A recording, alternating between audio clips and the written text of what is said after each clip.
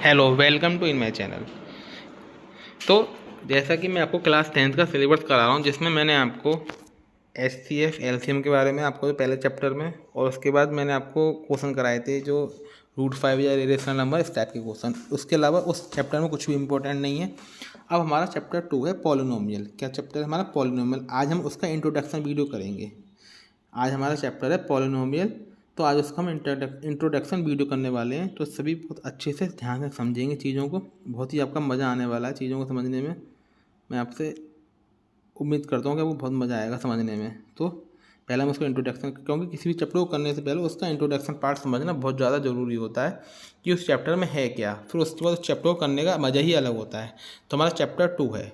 आपके NCERT में कौन सा चैप्टर है? Chapter 2 polynomial. ठीक है, चैप्टर 2 पॉलिनोमियल।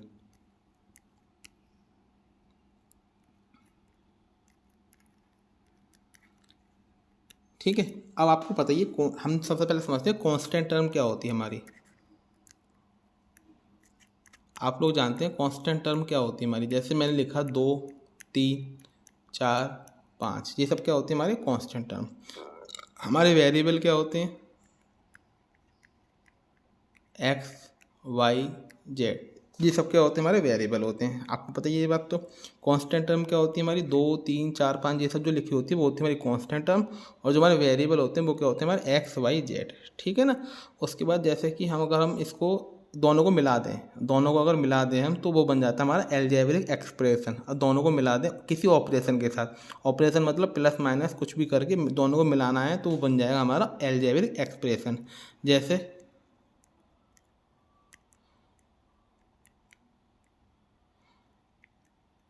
अब एलजेब्रिक एक्सप्रेशन कैसे बनेगा? मैंने पहले कोई वेरिएबल ले लिया x और कोई ऑपरेशन कर लिया।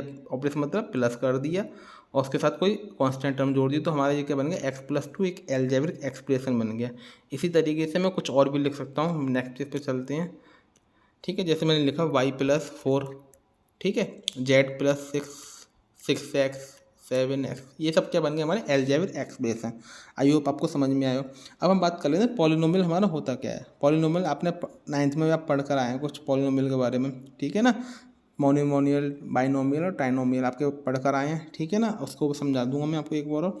जैसे समझिए आप, अब मैंने लिखा पॉलिनोमियल को आपको याद रखना है px से डिनोट करते हैं हम। किससे? px से डिनोट। अब मैंने लिखा 7x², तो ये हमारा क्या हो गया? पॉलिनोमियल हो गया। क्या हो गया? पॉलिनोमियल हो गया। 6x² क्या हो गया? पॉलिनोमियल है। ये क्या है? पावर है। x की पावर कितनी है हमारी यहाँ पे? 2। x क्या है यहाँ पे? वेरिएबल है। क्या है? वेरिएबल है। और 6 क्या है यहाँ पे? कांस्टेंट टर्म है। क्या है हमारी? कांस्टेंट टर्म है। आई होप आपके समझ में आया होगा। ठीक है, तो क्या समझा हमने? जैसे मैंने लिखा px 7x² या 6x², तो स्क्वायर जो लग रहा है वो क्या होती है? पावर, जिसे हम डिग्री भी बोलते हैं। क्या बोलते हैं हम? डिग्री भी बोलते हैं। और x क्या है यहाँ पे? वेरिएबल। और यहाँ पे क्या है? 6 क्या है? Constant term. आप लोगों से डिग्री पूछेगा तो आपको क्या बतानी है? जो हाईएस्ट पावर होती है वही हमारी क्या होती है? डिग्री होती है। जो हमारी हाईएस्ट पावर होती है वो हमारी क्या होती है? डिग्री होती है। जैसे मैं आपको एक एग्जाम्पल से समझाऊँ चीज़ों को। जैसे समझिए मैंने एक एग्जाम्पल लिख लिया, 7u⁻6 -3/5 u⁻2 + 6 u⁻2। अब मैंने ये लिखा पॉलिनोमियल पूरा। ठीक है, अब आप मुझे इसमें बताइए इसमें डिग्री कितनी है? जो डिग्री जो हाईएस्ट पावर होगी, हाईएस्ट पावर कितनी है? 6, तो इसकी डिग्री कितनी हो जाएगी? 6 हो जाएगी। कितनी हो जाएगी? 6 हो जाएगी। आई होप आपके समझ में आई होगी बातें। तो डिग्री होती है वो क्या होती है? हमारी हाईएस्ट पावर होती है। क्या होती है? हाईएस्ट पावर होती है। ठीक है, तो अगर हमने ये इसमें डिग्री देखनी है हमें, तो क्या देखेंगे हम? इसकी हाईएस्ट पावर देखेंगे। क्या देखेंगे? हाईएस्ट पावर देखेंगे। तो चीज़ें आपके समझ में आ रही होंगी अच्छे से। तो ये डिग्री है हमारी, इसकी क्या हो गई? 6 हो गई। आपके समझ में आई होगी, ठीक है ना। अब हमने जैसे मैंने 9th में हमने पढ़ा था मोनोमियल, बाइनोमियल और ट्राइनोमियल, उसको समझते हैं। क्या सब आपने पढ़ा था? जैसे जिसमें एक टर्म हो, जैसे मैं लिखूँ 7x, तो हमारी इसमें क्या है? 1 टर्म है, तो इसे हम क्या बोलते हैं? मोनोमियल। ठीक है, क्या बोलते हैं? मोनोमियल। जिसमें 2 टर्म होती हैं, जैसे मैंने लिख लिया 7x+2, ये क्या हो गया हमारा? बाइनोमियल। ये क्या हो गया हमारा? बाइनोमियल। और अगर मैं लिखूँ 7x+y+4, इसमें कितनी टर्म है? 3 टर्म है, तो ये क्या होगा? ट्राइनोमियल। तो आपके आई होप समझ में आई होगी। तो आपको पता ही, आप 9th में पढ़ कर आए हैं मोनोमियल, बाइनोमियल और ट्राइनोमियल, तीनों चीज़ पढ़ कर आए हैं। अब हम पॉलिनोमियल की बात कर लेते हैं। पॉलिनोमियल हमारा होता क्या है? ठीक है ना। जैसे हमारे पॉलिनोमियल भी 3 टाइप के होते हैं, लीनियर पॉलिनोमियल, क्वाड्रेटिक पॉलिनोमियल और क्यूबिक पॉलिनोमियल, ठीक है ना, जैसे समझिए चीज़ों को। अब हम बात कर लेते हैं, जैसे पहले हम बात कर लेते हैं लीनियर की। किसकी बात कर लेते हैं? लीनियर की। हम इसमें लीनियर, फिर उसके बाद हम बात कर लेते हैं, हम उसके बाद बात करेंगे हम क्वाड्रेट,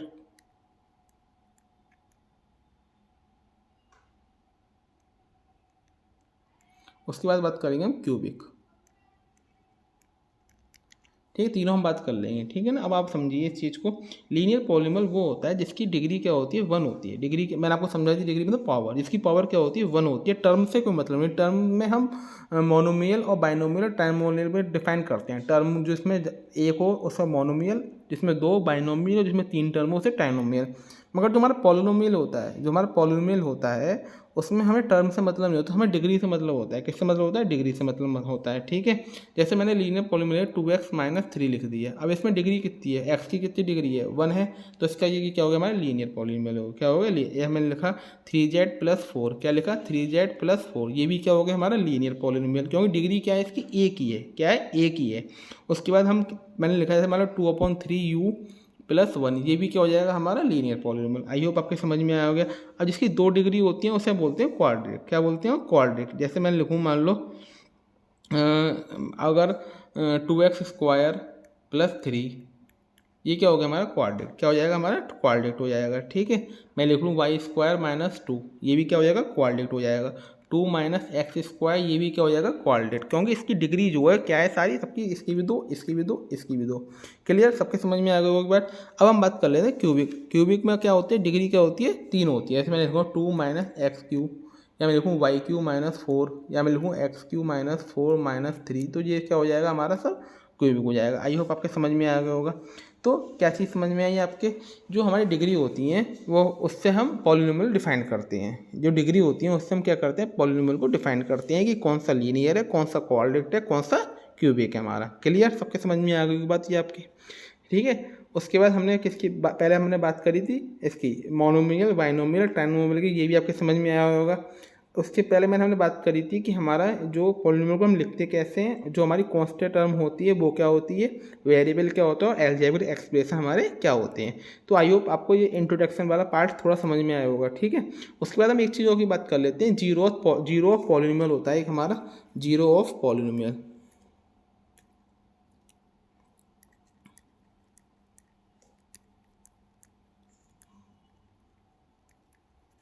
ठीक है, हम जीरो पॉलिनोमियल की बात कर लेते हैं। जैसे मैंने कोई भी अलजेब्रिक एक्सप्रेशन लिखा, मान लीजिए मैंने कोई भी एक्सप्रेशन ऐसे लिखा x² - 2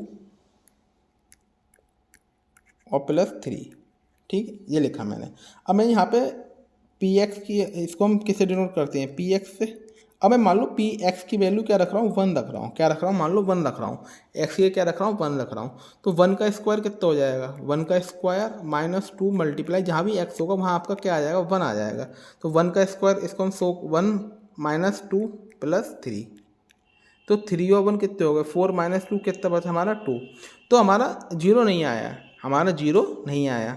तो हमें यहाँ से एक बात समझ में आनी चाहिए कि जब जीरो आ जाए, जब भी जीरो आ जाए, हम कोई भी वैल्यू रखेंगे, जैसे हमारा जीरो आ जाए मान लो, तो वो क्या हो जाएगा? वो हो जाएगा उस पॉलिनोमियल का जीरो हो जाएगा। मतलब जीरो मतलब उस पॉलिनोमियल का कोफिशिएंट हो जाएगा, या उस पॉलिनोमियल की टर्म हो जाएगी, कुछ भी बोल सकते हैं। हम पहले जीरो बोलते हैं। क्या बोलते हैं? हम जीरो बोलते हैं। जैसे सपोज करो मैं अगर इसको रफ करके, एक सेकंड,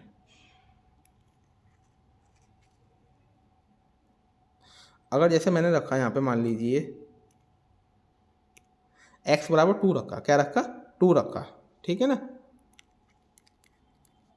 तो 2 रखेंगे, 2 का स्क्वायर कितना हो जाएगा? 4 - 2 2 = 4 + 3, तो 4 से 4 कट गया। अब कितना आया है? 3। तो क्या इस पॉलिनोमियल का 3 जो है, 3 जो वैल्यू है इस पॉलिनोमियल का जीरो है? नहीं, क्योंकि इसका जीरो नहीं आया, इसमें हमारा जीरो नहीं आया। तो जब भी हमारा जीरो आता है, जब भी हमारा जीरो आता है, तभी वो पॉलिनोमियल उसकी वैल्यू हो जाती है। जैसे मैं मान लो, अब एक बार समझिए आप।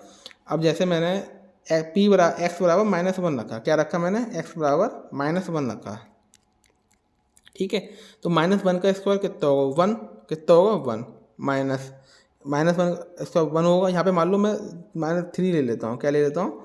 यहाँ पे मैं -3 ले लेता हूँ, ठीक है। अब जो समझाता हूँ मैं आपको। तो अब p बराबर मैंने क्या रखा, -1 रखा, तो -1 का स्क्वायर क्या होगा 1 माइनस क्या है 2 मल्टीप्लाई -1 और -3, ठीक है।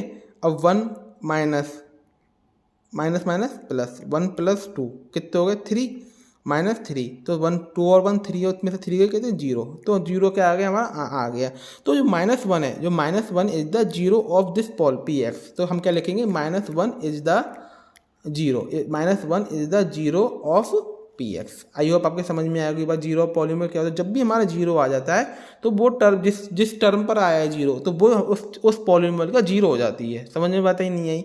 जब भी जीरो आ जाए जिस टर्म पर भी आता है तो वो टर्म क्या हो जाती है, उस पॉलिनोमियल का जीरो हो जाती है। तो आई होप आपको जीरो ऑफ पॉलिनोमियल समझ में आया होगा। तो ये इंट्रोडक्शन वीडियो थी हमारी किसकी, पॉलिनोमियल की। कल से हम इसकी एक्सरसाइज शुरू करेंगे। आई होप आपको अच्छे से चीज़ें समझ में आई होगी। वैल्यू क्या, इसमें वैल्यू पुट करने को भी आती है, तो इस तरह से हमें वैल्यू पुट करते हैं। जैसे एक्स बराबर दे देगा आपको और कोई भी पूरा पॉलिनोमियल दे देगा, हमें जो दे देगा उसके बराबर रखना है, ठीक है जी। 9th में पढ़ कर आए हैं आप। बाइनोमियल, मोनोमियल, ट्राइनोमियल समझ में आया होगा, डिग्री समझ में आई होगी, अलजेब्रिक एक्सप्रेशन, कांस्टेंट टर्म और वेरिएबल क्या चीज़ें होती हैं आपके समझ में आई होगा आई होप। तो इस वीडियो को ज़्यादा से ज़्यादा शेयर करें और चैनल को सब्सक्राइब कर लें।